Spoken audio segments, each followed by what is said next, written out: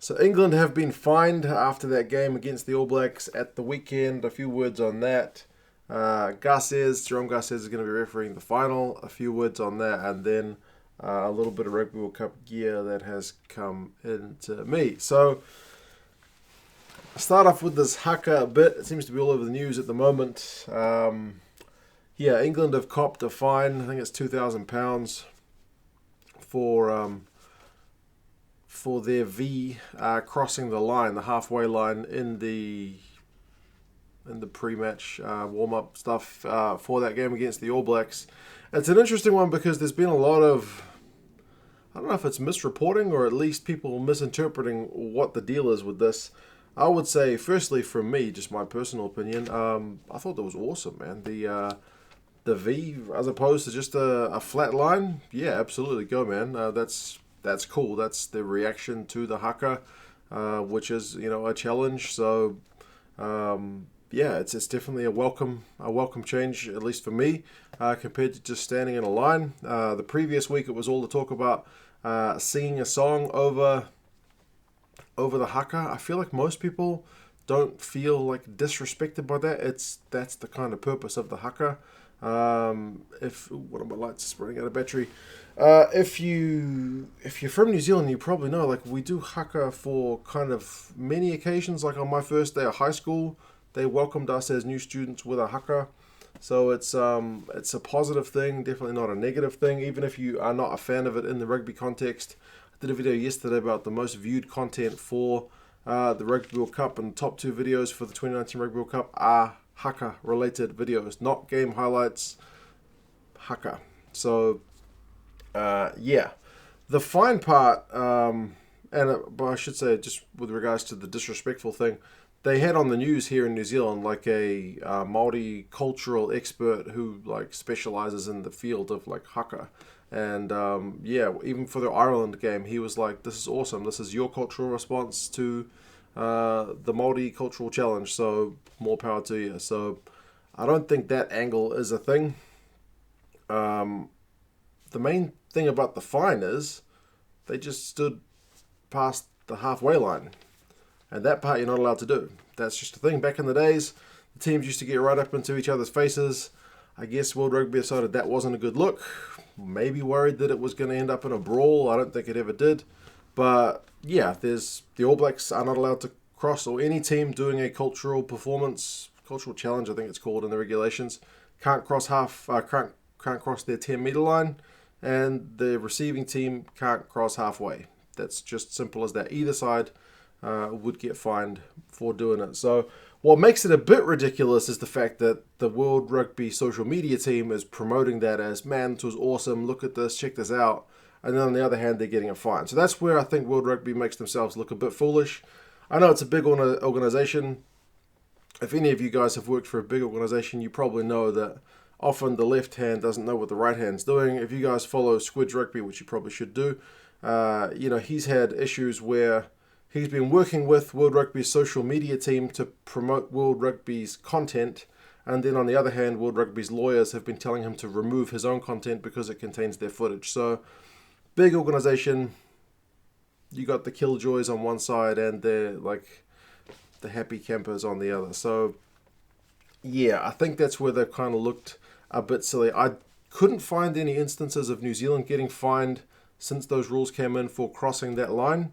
But I know France did get fined in the final in 2011 as well for the same reason, for crossing the halfway line. I did have a look at the actual rules, and there seems to be, as I said, with the kind of misreporting or people misinterpreting it, it's, they were fined because they stood in a V.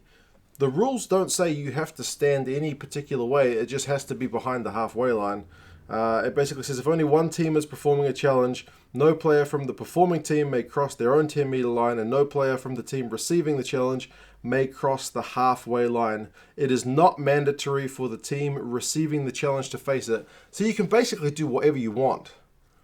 You can stand in a V, you can do Morris dancing, you can do a David Campese and have a wee warm-up, as far as I read that, but you just got to do it behind the halfway line. So, awesome response from England. World Rugby kind of make themselves a little bit foolish with one hand promoting it and one hand condemning it.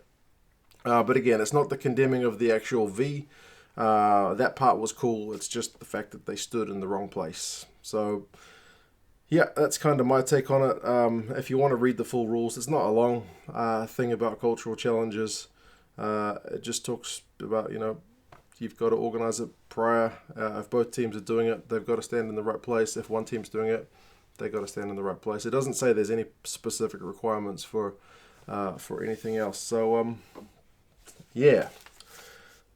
New Zealand media, I think, has taken it pretty well. I thought it was cool. Most New Zealanders I've talked to, all New Zealanders I've talked about it, thought it was really cool. So, yeah. The smile on Owen Farrell's face, people have been talking about that a little bit as well. But again, it's cool, man. He's confident. He thinks he's going to win that game, and he goes on to win it. So, more power to that guy. I think if you look at the previous week's game, New Zealand against Ireland, it was Jacob Stockdale. He was smiling. Nobody talked about that because Ireland lost. So all of a sudden, because Farrell was smiling, people talk about it. That's just a thing. But yeah, that's my take on it. It was a cool response from England. Just stand back a little bit next time. And if the All Blacks ever cross their 10-metre line, I hope World Rugby are going to find them. That's it. So, yeah. The next one, Jerome Garces has been picked for the final. Everyone thought, I think, for all money that it was going to be Nigel Owens, but it is Jerome Garces. Slightly, I guess, controversial pick because he had a fair bit of criticism for his tournament thus far, especially that first game with the All Blacks against the Springboks where, he missed a fair few things against the Springboks. But yeah, I think in that last game he actually refereed it okay. And if anything, in that game where South Africa beat Wales, it was kind of the Welsh fans saying, hey, you missed this at the breakdown and all that kind of stuff. It tends to be the way things go. If your team loses, you start to look at the things about the ref. I'm happy New Zealand fans didn't do it after this game because we knew well beaten. But, yeah, and Ben Skeen's confirmed as the TMO. I hope it doesn't go madly wrong. I think I read in the lead up to it that they said Jerome Garces has only got the cards out in one game this World Cup, and that was Wales against Fiji, and he gave 4 yellow cards in that game.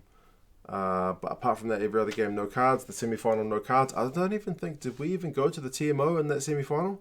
I don't think so. So Ben Skeen, usually the guy who likes to interject himself quite a lot, I think in his last 2 games is kind of quietened down. So, yeah, I don't think many people were really talking too much about Garces, at least not that I heard, after the semi. So let's hope the same is true with the final. And we are just talking about the game, the great plays, the pressure kicks, all that kind of stuff, rather than what the referee did or didn't miss. But, yeah, I guess we will see. Last bit is a bit of Rugby World Cup gear. I bought one jersey. If you guys were on my live stream for the Wales and South Africa game, you would have seen it. It's kind of a funny story now. It's the All Blacks Rugby World Cup jersey for the 2019 Rugby World Cup. Look at that. It's the replica jersey rather than the performance jersey.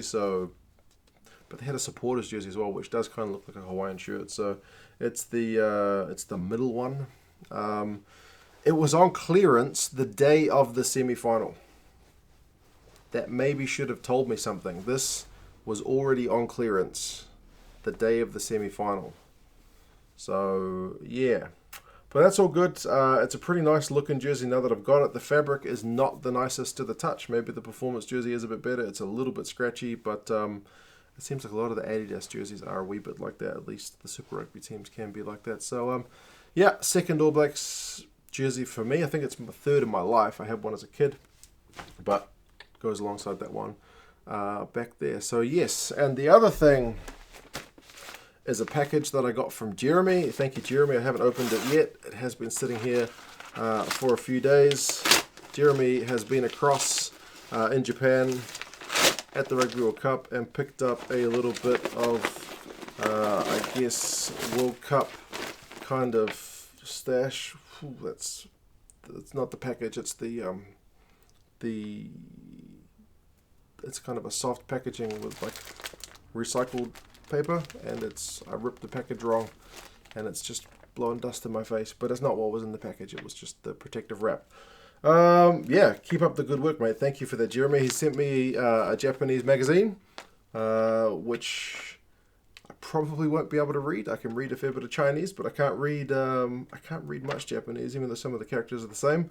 I'll have to see if I can, like he suggested as well, like see if I can cut some of these pictures up. Matsushima there, more there. Very cool, Jiwon-ku.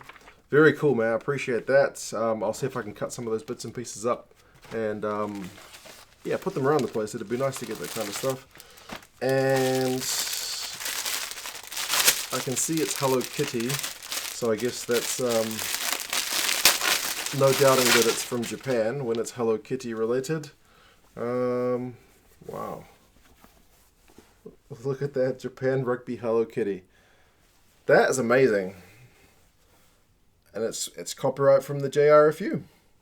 Fantastic. Where am I going to put this? Should I put this up in the background for the Rugby World Cup final? That would get some comments. Awesome stuff, Jeremy. Thank you very much for that, man. I hope you enjoyed your time in Japan. This is what I'm talking about by this fluffy stuff, by the way. That's the stuff that kind of sprayed into my face. Open the package according to the instructions. It has instructions on how to open it. I didn't do that. But, yeah, thank you, Jeremy. You're a gentleman. Thank you so much for sending that through. Much appreciated. I hope you enjoyed your time, as I said. England fined for the standing over the halfway line. Not for the way they stood, like I said. Yeah, it seems you can do whatever you want, basically, according to the rules. But what are your guys' thoughts on that? Like, as I said, the part that doesn't sit well with me is the two hands doing different things. Garces for the final. What are your guys' thoughts on that? And yeah, I'll talk to you guys again soon. See you later.